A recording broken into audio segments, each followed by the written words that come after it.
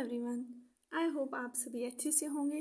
तो चलिए आज का टॉपिक स्टार्ट करते हैं, जो कि from the paper educational guidance and counselling से है एंड प्रोग्राम इज बीएड। आज का हमारा टॉपिक है history of guidance in UK, that is United kingdom, and history of guidance in India. मतलब कि गाइडेंस जो है उसका कंसेप्ट कहाँ से आया, वो कैसे डेवलप हुई यूके और इंडिया में।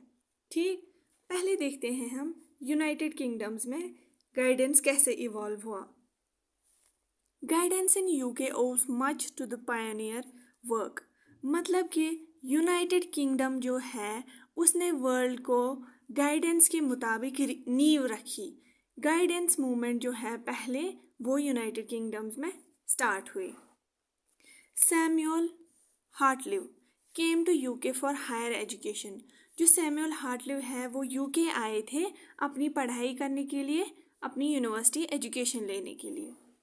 उन्होंने अपनी पढ़ाई कैम्ब्रिज में की from 1621 to 1626।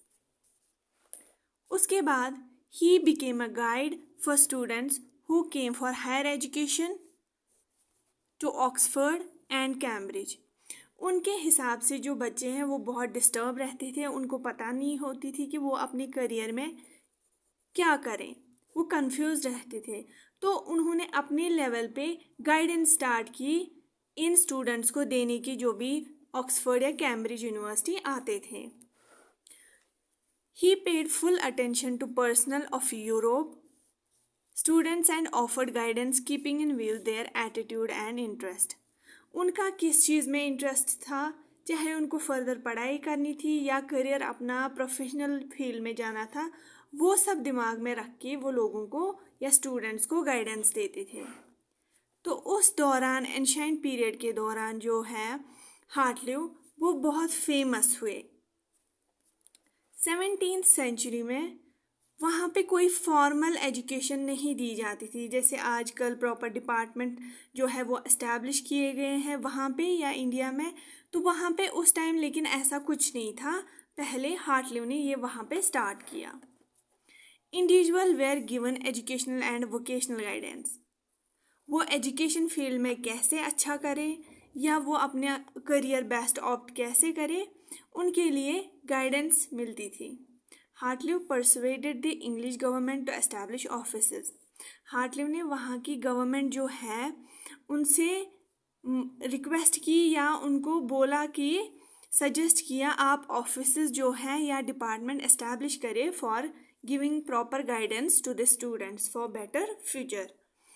हार्टलिव consult other educators. उन्होंने इन्फ्लुएंस किया बाकी एजुकेटर्स को भी, जो बाकी टीचर्स हैं उनको भी इन्फ्लुएंस किया कि आप अपने डिपार्टमेंट या अपने कॉलेज स्कूल या जो भी यूनिवर्सिटीज़ थी वहाँ पे आप एजुकेशनल गाइडेंस मूवमेंट स्टार्ट करें, ताकि जो भी लोग डिस्टर्ब्ड हैं उनकी वो कम हो और वो अपना गोल प्रॉपरली चूज़ कर पाए। Also published writing to support people who want to guide.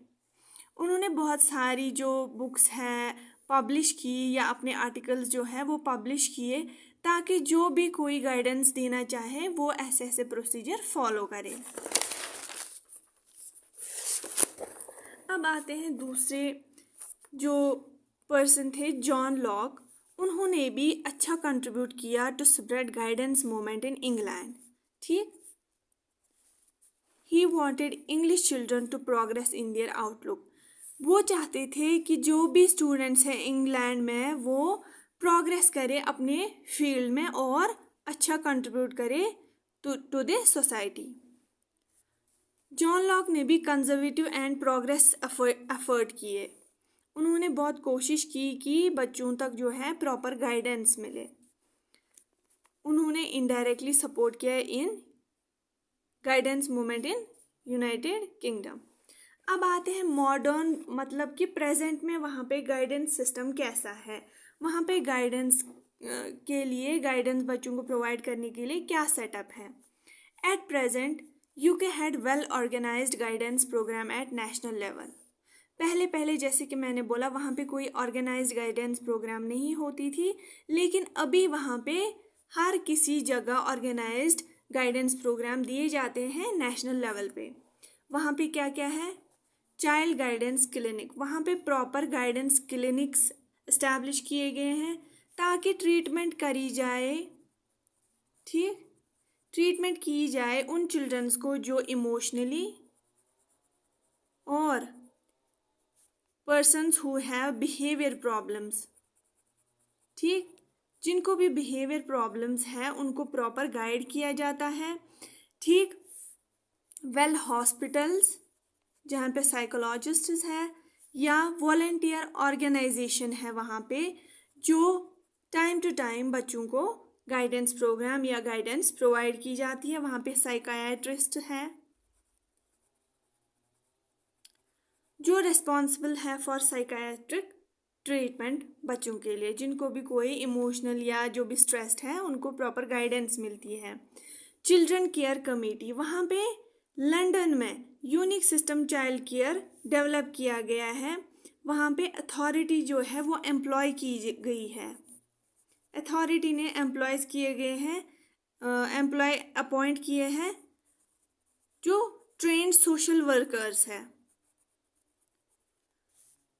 ये कमिटीज अटैच होती है to primary and secondary schools, जहाँ पे प्रॉपर सोशल वर्कर्स जो है उनको एम्प्लॉय किया जाता है और वो गाइडेंस प्रोवाइड करते हैं।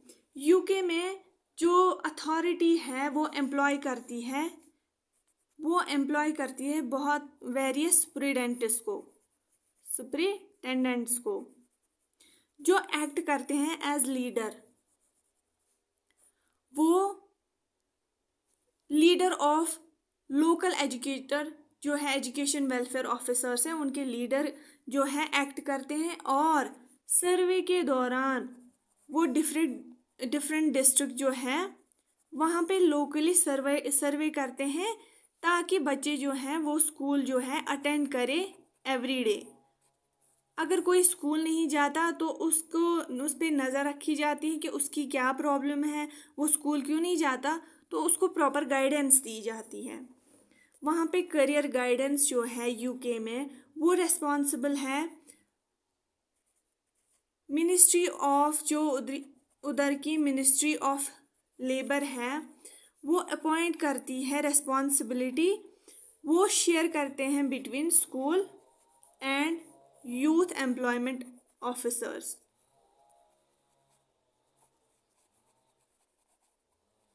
मिनिस्ट्री ऑफ लेबर जो है वो रिस्पॉन्सिबिलिटी शेयर करती है between school and youth employment officers, जो प्रॉपर गाइडेंस दे टू द यूथ। जो भी वहाँ पे यंग गर्ल्स और बॉयज़ हैं उनको प्रॉपर गाइडेंस मिलती है according to employment and training act 1948, ठीक। According to this act ministry of labour school and youth employment officers के बिटवीन शेयर करती है ड्यूटी कि वो यूथ को गाइडेंस प्रोवाइड करें। और वहाँ पे स्कूल्स में टीचर्स कीनली ऑब्जर्व करते हैं बच्चों को कि और उनके रिकॉर्ड जो है वो लाइफ टाइम जो है मार्क्स कार्ड हो या उनकी जो भी अचीवमेंट है उसको रिकॉर्ड रखा जाता है ताकि उनकी कहीं भी अगर जॉब लगी तो वहाँ पे जो भी जॉब प्रोवाइडर होता है उसको उनका रिकॉर्ड जो है हैंड ओवर किया जाता है कि ये बच्चा स्कूल में ऐसा ऐसा इसने कंट्रीब्यूट किया। तो ये था हमारा गाइडेंस मूवमेंट इन यूके। अब हमारा नेक्स्ट पार्ट है इस टॉपिक का, that is guidance movement in India. अगर हम देखें एंशिएंट टाइम से ही पेरेंट्स अपने चिल्ड्रंस को गाइडेंस प्रोवाइड करते हैं, उनको रास्ता दिखाते हैं। चाहे उनकी प्रॉब्लम कोई भी थी उनको सुना जाता था, फिर उनको गाइड किया जाता था। बट पेरेंट्स अगर हम देखें कभी जजमेंटल हो जाते हैं, वो जज करते हैं कि ऐसा क्यों किया। अगर हम उनसे पर्सनल प्रॉब्लम शेयर करते थे तो वो जज टू सम एक्सटेंट जज करते थे, लेकिन सिंपथी भी दिखाते थे, लेकिन फिर भी बच्चा शेयर नहीं कर पाता था। तो ऑर्गेनाइज्ड वे में गाइडेंस नहीं होती थी, ठीक, गाइडेंस नहीं होती थी। फिर जो प्रीस्ट्स है वो भी गाइडेंस देते थे। वैदिक एजुकेशन में अगर हम देखें तो प्रॉपर जो टीचर है वो उनको गाइड करता था, उनको सुनता था उनकी आराम से। फिर आए फ्रैंक पार्सन जो अमेरिका से आए, यहाँ पे उन्होंने स्प्रेड किया वोकेशनल गाइडेंस।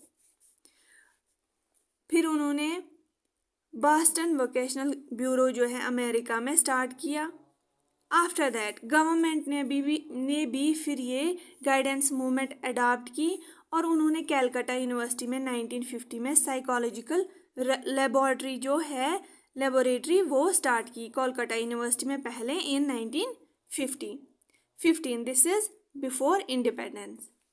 आफ्टर दैट 1914 में शिफ्ट किया ये जो गाइडेंस दी जाती थी, बट उस टाइम ओनली वोकेशनल गाइडेंस दी जाती थी। यूथ जो है वो एम्प्लॉयमेंट या जो भी फील्ड है करियर का, वो अपनी रोजी रोटी कैसे कमाए उसके लिए गाइडेंस दी जाती थी स्टूडेंट्स को। 1941 में शिफ्ट हुआ बॉम्बे यूनिवर्सिटी, जहाँ पे बाटली बॉय जो है वो अकाउंटेंट थे वहाँ पे। उन्होंने सोचा कि बच्चों को गाइडेंस दे, जहाँ पे जो भी बच्चा था वो डिप्रेस्ड रहता था ज़्यादातर अपने फ्यूचर को लेके, तो वो उन्होंने स्टार्ट किया प्राइवेटली। वहाँ पे साइकोलॉजिस्ट थे मिस्टर मुखर्जी, तो उनके साथ मिलके उन्होंने एक प्राइवेट एजेंसी चलाई, उसको बाटली बॉय वोकेशनल ब्यूरो नाम रखा उन्होंने। ठीक, तो ये थे कुछ गाइडेंस मूवमेंट जो इंडिया में हिस्ट्री में स्टार्ट हुई। उन्होंने वर्क किया for 6 years। Then after independence, जब इंडिपेंडेंस हुई तो गवर्नमेंट ऑफ इंडिया ने इसके लिए अच्छे से इनिशिएटिव लिया। साइकोलॉजिकल गाइडेंस डिपार्टमेंट जो है उसको एस्टैब्लिश किया इन पटना यूनिवर्सिटी। ठीक, और पहली बार वहाँ पे वोकेशनल गाइडेंस जो दी जाती थी करियर के रिलेटेड, और पहली बार पर्सनल गाइडेंस मिली। जो भी पर्सन जो है वो साइकोलॉजिकली डिस्टर्ब्ड होता था, इमोशनली हो या जिसको स्ट्रेस रहता था, उसको उस रिलेटेड गाइडेंस दी जाती थी ताकि वो सोसाइटी में अच्छे से कंट्रीब्यूट करे या सोसाइटी में एडजस्ट हो। कोई बच्चा ऐसा होता था जिसको बात करना नहीं आता था सोसाइटी में, चाहे फैमिली से वो झगड़े करता था या अपने फ्रेंड्स के साथ वो फ्रेंडशिप नहीं निभा पाता था, मतलब प्रॉब्लम होती थी पर्सनल कुछ, तो वो कैसे एडजस्ट हो सोसाइटी में उसके रिलेटेड उसको प्रॉपरली गाइडेंस मिलती थी। और ये पहले कहाँ पे स्टार्ट हुआ? पटना यूनिवर्सिटी में। ठीक, आफ्टर इंडिपेंडेंस। तो चलिए ये था आज का हमारा टॉपिक। एट लास्ट, अगर आप सबको ये वीडियो मेरा अच्छा लगा then I request you all to like, share and subscribe. Please please please आप सब्सक्राइब करें मेरी इस चैनल को एजुकेशन एम्पावरमेंट, ताकि मैं आपके लिए अच्छे से अच्छे वीडियोस बनाऊं और आपके एग्ज़ाम्स में टू द फुलेस्ट हेल्प कर सकूं। और आप प्लीज़ कमेंट करें आपको ये वीडियो कैसा लगा, एंड अपने एरिया का भी, आप किस डिस्ट्रिक्ट से या किस एरिया से हैं, किस स्टेट से हैं, वो भी मेंशन करें, और आपको कितनी हेल्प हुई इस वीडियो से वो भी बताएं। तो चलिए, thank you for watching my video and all the best for your exams. Thank you.